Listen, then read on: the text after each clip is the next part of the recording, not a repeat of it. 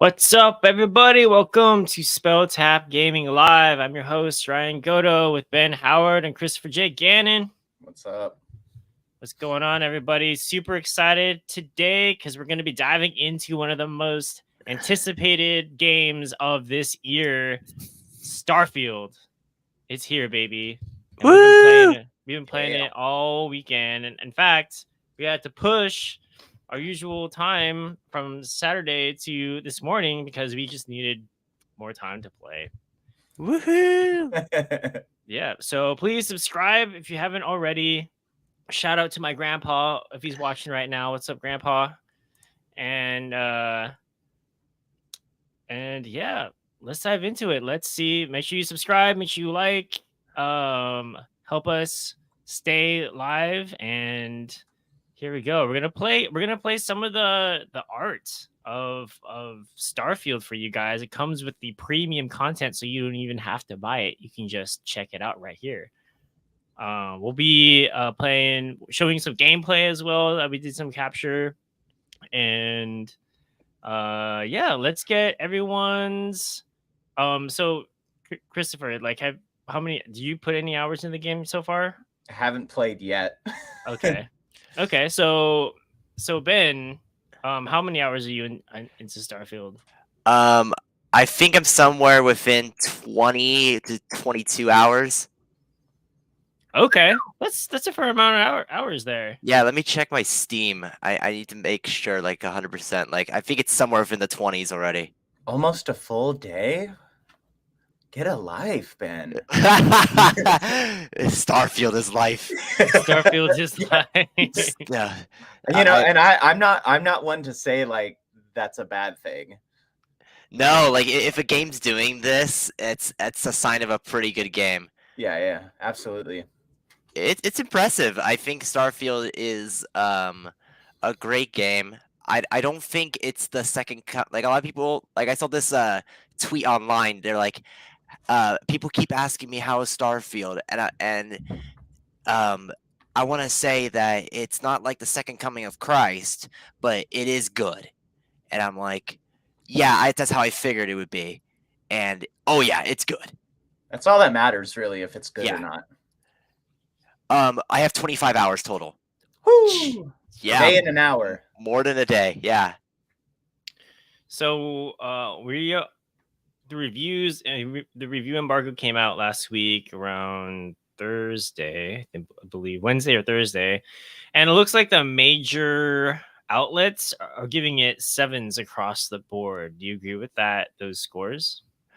Yeah, mostly. I think that there are things that work in this game, like the combat, it works kind of well. The world and the story building and the world itself works really, really awesome. But there are some things that are a little clunky, like the frame rate is a little to be desired still. And why the heck does the game not have DLSS? Like, did anyone notice that the game doesn't have DLSS? Is it supposed to be exclusive to like an AMD, like DLSSR? I don't know. Like, I don't get or the FSR. Point. There's a lot of things that Bethesda left out. They left out a FOV slider. Yeah, that was DLSS. Surprising. Yeah, that was shocking. They left out a lot, and I mean, already the modding community has had to spring into action and fix some things with the game already. Like, there is implementation of DLSS with mods already for this game, which is really kind of shocking to me that mods have already kind of done Bethesda's job faster than Bethesda has got to it. No dish on Bethesda because they made a great game. I mean, heck, it kept me on for 25 hours in the weekend, but there was a lot here that, like, there's a lot that works, like I said, and there's a lot that doesn't work. And I can go on forever about what doesn't work, but I want to let you guys have some time. I mean, Bethesda always relies on their modding community. They do, but I think more so in this game than previous titles. Like, really? Yeah, I think Fallout 4 was pretty stable for the most part. I mean, correct me if I'm wrong. I think because I started Fallout 4, my journey with Fallout 4 with a Xbox One, and then I moved Ouch. into I know, and then I moved into PC, which I don't know if there were any glaring issues at the start of the PC launch for Fallout 4, Mm-hmm. but I mean, let me know at any time if like there was or there isn't.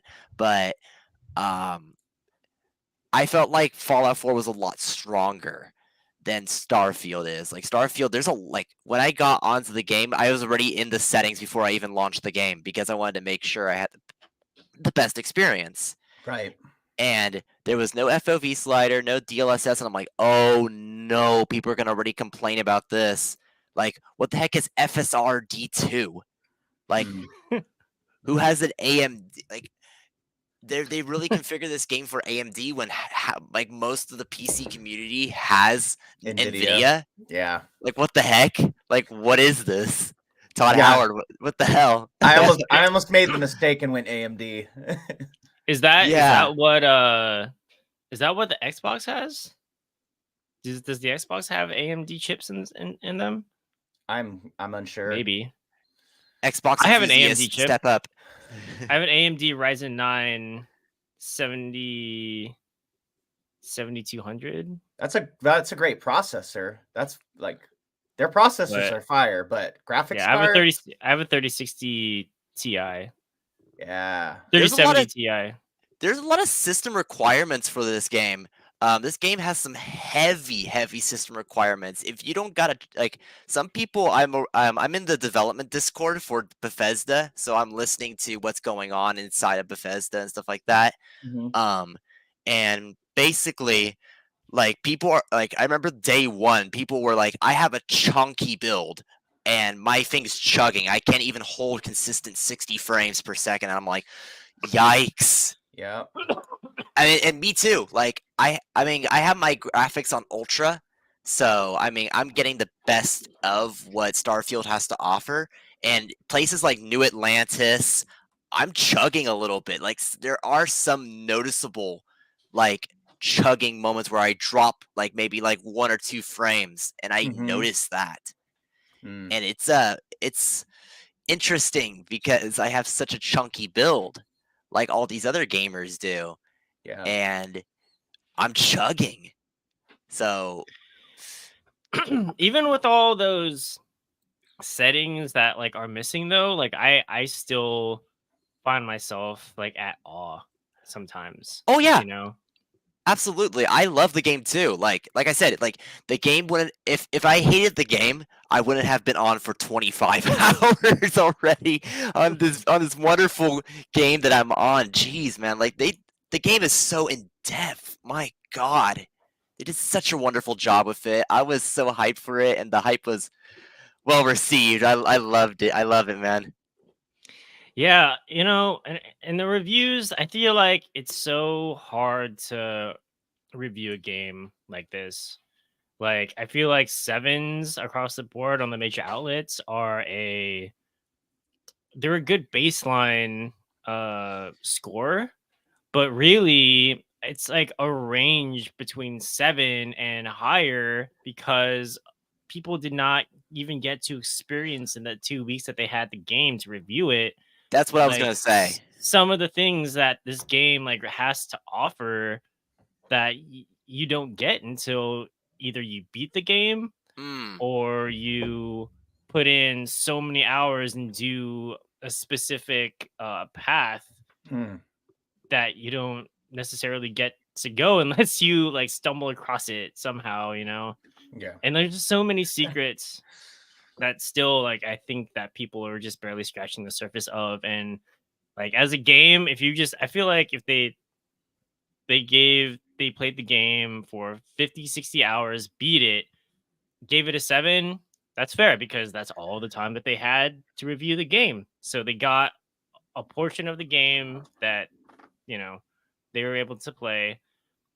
And also one of the things that impressed me, like, yeah, the game is, you know, for a Bethesda game, polished. Like there was not a huge amount of like bugs that like crashed my game or you know, to the like the cyberpunk level of glitches. Yeah. You know, there was a level of polish there that I, definitely thought that they did a good job using that time for.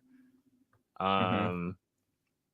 And yeah, they're like I've just been, I feel like I had to turn down my hype level a little bit and just really just embrace the game for what it is, and it's Skyrim in space. It's Elder Scrolls in space. Mm. And that's what Todd Howard literally said it was.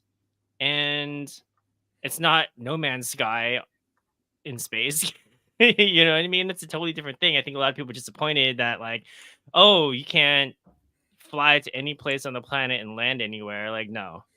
There is a specific map in a specific place that you have to land your ship, and your ship is Mhm. always going to be in that location. And I think people were a little bit caught off guard on that, but that's just not how Bethesda games work. Right. And I think that the same, like a lot of people are comparing this game to Star Citizen as well. Like I see a lot of comparisons to Star Citizen. I'm like, oh come on, guys! Like Star Citizen obviously is. I mean, it's a very different game. It's a lot more eccentrically focused in another side of development. Yeah. So I think it's hard to compare the two. Yeah, because Really. Star Citizen is aiming for a 0 load time game. Right. Like no matter what you do, you're not going to be on a loading screen. Like, Yeah, I'm on a loading screen. That's what they're trying to do. Right, and I mean, I have mad respect for Star Citizen and Star Citizen gamers because I do play that game as well, and it's such a in-depth community of gamers in there. But I think it's crazy to compare somebody to a game that has essentially an unlimited development time to a company that maybe has about 4 to 8 years of development time on a game like this and hasn't really ever focused on something as ambitious as Star Citizen. Yeah. So, I mean, I'm not trying to give Bethesda a pass per se, but I'm trying to say look at the development cycle before Bethesda, and also look at what they're known for creating: great stories, great worlds. Because holy crap, the worlds are incredible. Like Yeah. Star Citizen feels like very empty, devoid of it feels like screensaver simulator in a sense. Sometimes you Yeah. fly around the galaxy, you see something beautiful, you take a photo of it, put it on your wall, put it on your refrigerator, whatever. Starfield feels very much like everything. Like I walk into one place, I get like 12 quest markers just by hearing people talking. So there's Living, so breathing much world. Right. Yeah. So, in my opinion, like this game is everything I wanted No Man's Sky to be. Oh. It's like the fact that you can land your ship anywhere, like you can go in and out of the atmosphere. That is amazing that No Man's Sky can do that. Mm-hmm. But I hated it that like nowhere had any kind of like personality. Everywhere I went, even though it was different, it was still the same. And then the fact that like everything is just like procedurally generated crap, and it didn't have any like distinctive like because there's a planet called Neon. It's like the Las Vegas of the galaxy, and everyone's partying there, getting fucked up, and that's awesome. I want to go and party there. I want to do quests there. There's like the cowboy planet where you're like a Aquila sheriff. City. Yeah, and That's and my you're like home. taking down like gangs and bandits, chasing them, chasing their ships around the galaxy.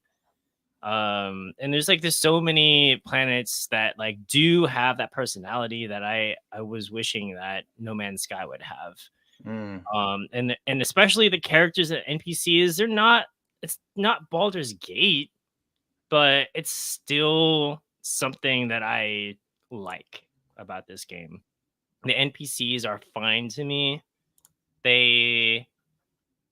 they kind of move the quests along, and that's their function, really. You know, like I think people like want the NPCs to have so much like personality and things to say, and really like their purpose is to kind of like Yeah, just make move it forward. make the world feel like alive and like lived in, sure, but like also like they're information. You know, the NPCs you talk to, really, they move the quests along, they move the stories along. That's like I think their like primary function. Right. And this game does it fine. It's fine. It's like honestly going back to Skyrim, going back to Fallout, and then like talking to those characters in like Megaton, and you know they're just like walking around. They have like it's so funny. Like they have places that they live. And you can go into their house and steal their shit. You know, it brought me back to those days. I'm like, Best that's thing pretty. ever. That was like it blew me away that I was able to like have those experiences. And like I think in Skyrim there was like the Thieves Guild where you have to like steal like high level, Yes, love the Thieves Guild. yeah, like really expensive shit from like someone, and like you had to like get in there like a certain way, and it was pretty cool. Like that's what I wanted, especially in a science fiction game like this, which I really love. I like science fiction over fantasy, even though like yeah, I like fantasy too, but science fiction is like my jam. I love agree with you on that. Science fiction definitely kicks fantasy in the dick, for sure, in my opinion. Yeah. I know, fucking elves. Agree as well. Yeah, let's just let there be space elves. Why can't we get Baldur's Gate in space? Larian, are you listening to this? We need Baldur's Gate in space. Yeah, make Baldur's Gate 3 or make Baldur's Gate 4, but make it in space and have it come out really quick. I feel like that's Knights of the Old Republic. Yes. I mean, I was definitely getting Knights of the Old Republic vibes from Baldur's Gate. Definitely. Right. I think it's BioWare when they were good. Oh, dude. Mass Effect is amazing. I'm getting a lot of Mass Effect vibes from Starfield, and Mass Effect is definitely one of my favorite RPGs of all time. And I, in my opinion, there hasn't been a whole lot of science fiction RPGs at this level in a long time. You know, I feel like there's been an overwhelming amount of fantasy games, RPG fantasy games that have been out and people have been playing and really enjoying. But I think this is like the first science fiction RPG since Mass Effect that like really people can like explore the world, and it created like such a personality for like each place, every that looks beautiful. Space station, dude. The lighting in this game, even without all the DLSS stuff, like the lighting is just so good in this game. Sometimes you just walk over a horizon and you're just like, whoa, and you see like a moon over there, and like the planet above you is just like huge. The sense of scale is just so fun. And I played on Xbox, I played on PC, I played on Xbox Series S, and honestly, I'm having a good time. I'm having a good time because this game is not such a fast-paced game that like I need those frames, you know? And they did a really good job locking it at 30, and you know, at least the gameplay experience is preserved. Well, I'm glad to hear that you said you're not getting any drops, which is really nice. Like you're not losing frames. Yeah, I mean, don't get me wrong, it's nice to get around like 60 in this game. But also I'm playing Xbox Series S. I'm in bed just like exploring the galaxy, talking to people. In your underwear? Because that's important. That's important. If you're lucky. But it's actually like, it's honestly sometimes it's a very therapeutic experience. I don't know. Am I wrong? Am I wrong, Ben? No, you're not wrong at all. I I love me think some therapy. that like it's how you play the game in a sense too. Like if you're playing the game for exploration, there's a lot here. If you're playing the game to like role play, there's a lot there as well. And like from the get-go, the game, and I highly recommend anyone that's starting Starfield to research the traits before you go in and make a character, because the one thing I made the mistake in is I was so stoked to get into the game that Mhm. I didn't acknowledge any of the traits, and I kind of read them on the surface for kind of what they were in a sense. Like I read Yeah. the description, I was like, oh, that doesn't sound too good. Having parents in the game, that doesn't sound too good. But actually, it's really freaking good. Like kid stuff, like people say it's a meme trait. It's not a meme trait. It actually gives you some really great stuff at the beginning of the Yeah. game. There's some But meat in there. yeah, and that's what's so amazing about these traits, and about the game in general, is that everything has so much depth to it. There's like it's in-depth combat, in-depth space combat, which space combat I have my own kind of gripes with in a sense. Like it feels a little clunky at times, but maybe that's because of my ship. I'm not sure, or skill issue. But User error.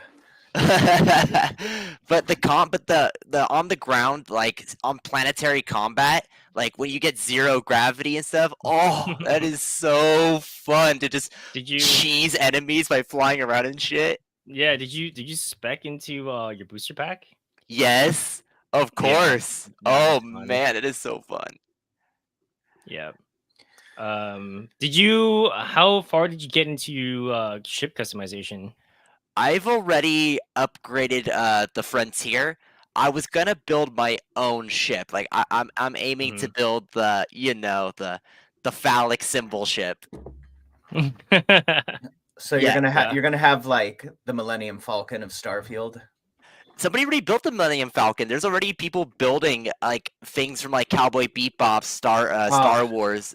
Like there's a whole community for it already. That's awesome. Yeah, it's pretty cool. But it's expensive to customize a ship. It's really expensive. Do you feel like the ship customization part of the game is almost like an end game activity? Yes. Oh yeah. Especially when Oh, man. when you have a lot of credits. Like I said, like when you get like in Fallout like 100 caps, like that's a lot. But in Yeah. this game, when you pick up 100 credits, when I started to realize when I was picking up 100 credits, 200 credits, I was like, "Oh my god, I'm a rich man." But then I look at the prices of everything. I'm like, "Oh, Oh, real world Everything's inflation I'm in actually Starfield. poor. everything's fucking inflated."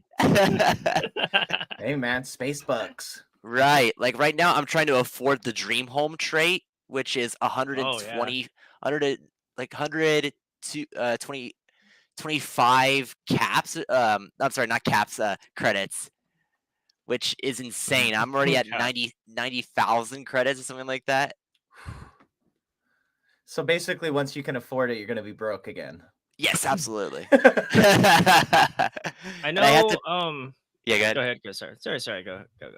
yeah, and then you got to keep paying rent on it. But it's a consistent rent. Whoa. So okay, so let me ask a question about There's no the rep ships. protection. Do you have to like purchase fuel and everything like that? No. Oh, okay, cool. Yeah, you're That would- Gucci. All right. Yeah, there was one thing about No Man's Sky that I hated. Was like I had to like Create grind fuel. for fuel. That pissed me off. Yeah, no, it's a bit of a hassle because I know in No Man's Sky, because of that, I've gotten stuck a few times where I'm like, damn it, I can't leave until I get fuel. I'm like, fuck, You I'm on can't- this radioactive planet and I can't leave. 'cause Oh, I know. So you have to find oxygen and sodium and all that junk. That's the fun of No Man's Sky for some people. Yeah.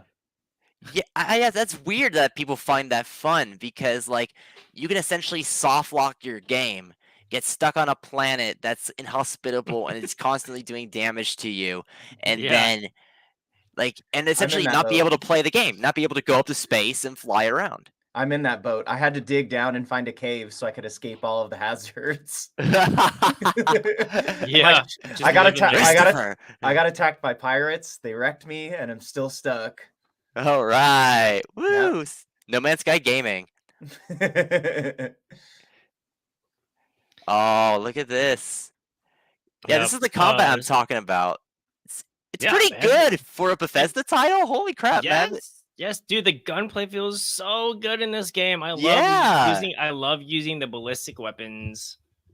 Everything feels so nice. The sound is really good. I'm really enjoying getting into the battles in this game, that's for sure. Mhm. Oh yeah, dude.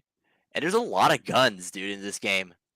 You know, people are complaining a lot about the inventory stuff. I don't know. I so far I have not had any issues with that. What's Dude, the that's such a complaint? sick little med thing. They're saying that it's hard to navigate the menus and the inventory is like disorganized. I'm like the inventory system in every Fallout game has been the worst inventory system in video games because you have to open up your Pip-Boy and you have to go to aid and all your food is in that one place and then you have to switch over to your weapons and it's like so like yeah and it stops the gameplay, you know.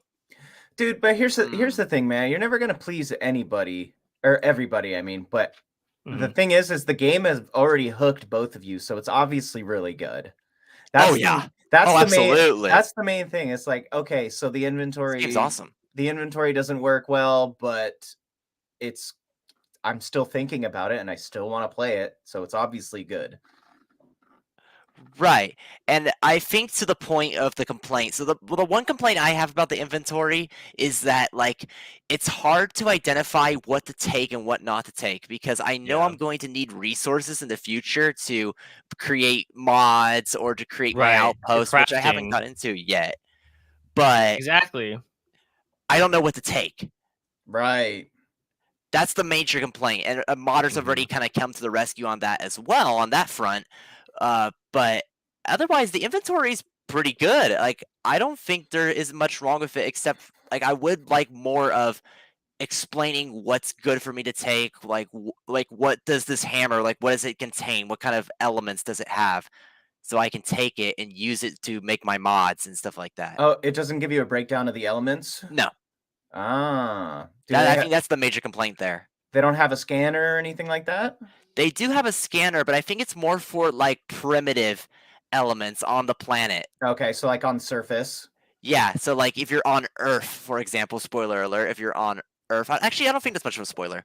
Like there is an Earth, but if you're on Earth and like you're kind of just scanning the area and you see iron, like it'll identify that there's iron on this planet, and before you go to a planet, it will allow you to scan the planet to see what kind of elements are on there, so you know if it's worth going to or not. I see. So, that's really good on that front. But like taking like primitive, like for example, tissues. Like, what's the point of me taking a tissue? Gotta wipe your ass. With a tissue? Jeez, man. Well, so I know in Fallout games, like you have to pretty much pick up everything because you break those materials down in order to like craft things. That's what I'm used to. Yeah. Yeah, that's what I'm used to. So like in this game, I don't know. I haven't. There was so far like I haven't had to like break down anything to its like composite materials in order to like craft something that I really want or need. I haven't even gotten to that yet. Haven't even seen the menu for that. I've got a brief glimpse of the menu, and it's pretty cool.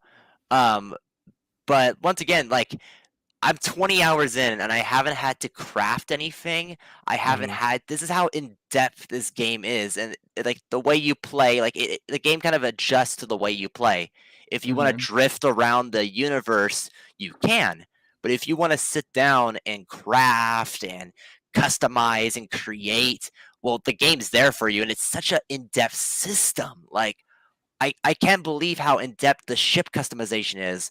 I was looking at it, I'm like, what the hell do I upgrade on my ship? I thought it was gonna be simply like, oh, upgrade your engines. Those guns are so cool. The weapon designs are great. Yeah, the weapon designs are great in this game. Dude, like, so I love how some of them look like toys. Yeah. They're 3D printed. Yeah. Some of them remind me of the Fallout weapons. That one right there, that pistol looks like a total toy. Yeah, that's my exotic shotgun. Have you got the boom boom yet? No, I Go to haven't gotten Neon it and get the yet. boom boom.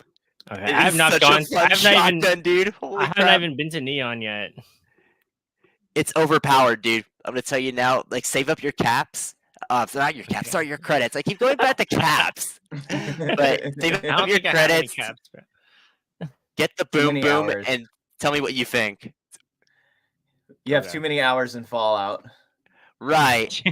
Oh yeah, dude. Oh, of course. I've had like 100+ on Fallout.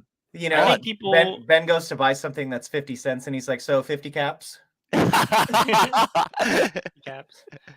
In Fallout Like 76, what? you can set up a shop and people can just come and buy stuff. Oh, that's cool. Yeah. Can you do it like Rust where you set up a trap? Yeah, if you want to be an asshole. You just put mines everywhere. I literally watched this video of a guy on Rust who set up a shop, but he set a trap floor, and people would come in to like buy something, and then they would deposit their money, and he would literally just open the floor, and they would fall onto spikes and die.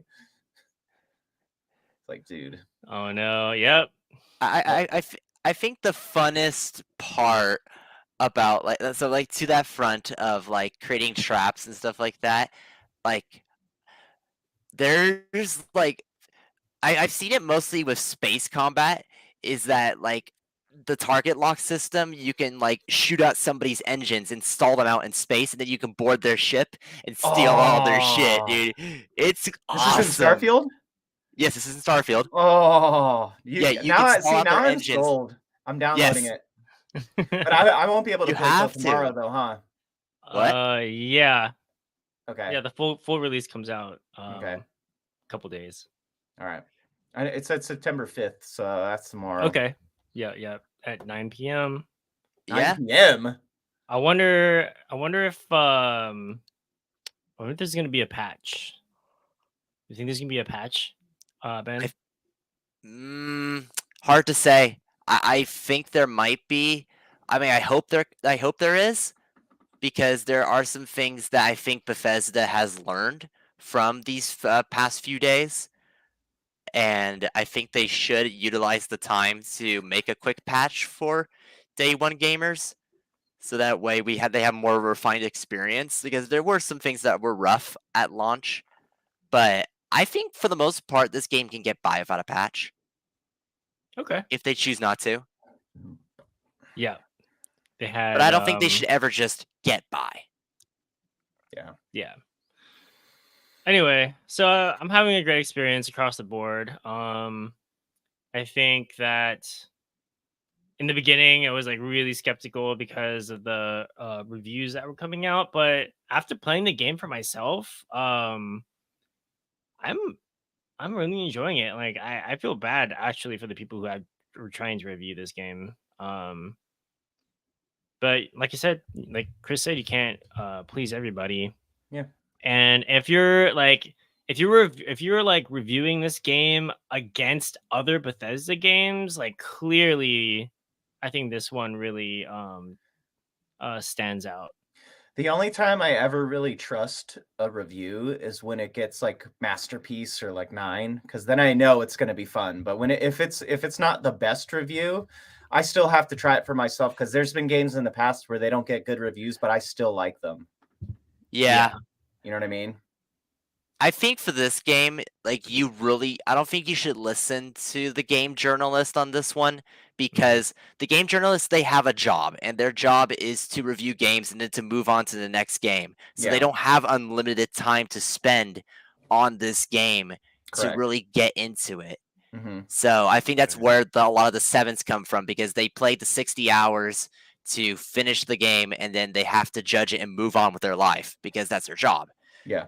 I think you got to listen to the fans on this one, because the fans, like, guys, are already putting in hundreds of hours into this game already, getting no sleep on this game, because there are some people like that already.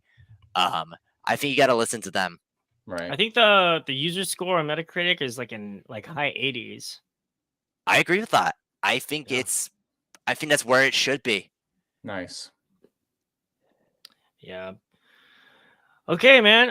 Any last thoughts on this, you guys? I think we're gonna wrap it up a little bit early today. It is Labor Day. Buy so, Starfield. Yeah, I'm dying to get back into this game. Same here. Like, I know when I get off this call, I'm gonna immediately go back onto Starfield and keep playing, man. Dude, it's crazy, man. It's addicting. I know. Like, honestly, I just like I'm so like I want to know what's out there. I feel like I barely scratched the surface, and I'm just driven by my curiosity. And so far I haven't been disappointed yet. I've only have 7 hours into the game, which is nothing. Nothing. And even if I just play like 45 minutes and I'm just clearing out an outpost, I'm having a great time doing that because the gunplay is fun. I'm exploring that outpost. It's kind of cool. Like, oh, this outpost is used for like experiments and stuff. So there's things growing in vats, and maybe there's like some like items in there that you wouldn't find anywhere else. There's some unique weapons in there that you wouldn't find anywhere else, and it's like maybe you find some message in there that leads you to a quest in another planet that leads you down another rabbit hole. Who knows? Yeah, that's the one thing I wanted to address too, is that the NPCs, they do a really good job of driving you to the next galaxy, because I always felt like when Todd Howard announced that there was going to be so many galaxies in this game, I was like, how the heck are we going to be able to explore or make use of all those galaxies? And now I'm seeing how they do it, and it's really creative. Wonderful. Yeah. Cool, man. Well, thank you everyone for watching and listening to Spell Tap Gaming Live. We are on Spotify, Apple Podcasts, and of course YouTube. Please subscribe and give us a like, give us a review, play some Starfield. Let us know what you think about the game. Comments on the video. Let us know what you think about the game. We'd love to talk about it. Get shouted out on the podcast. And yeah, we will see you guys later, and happy exploring.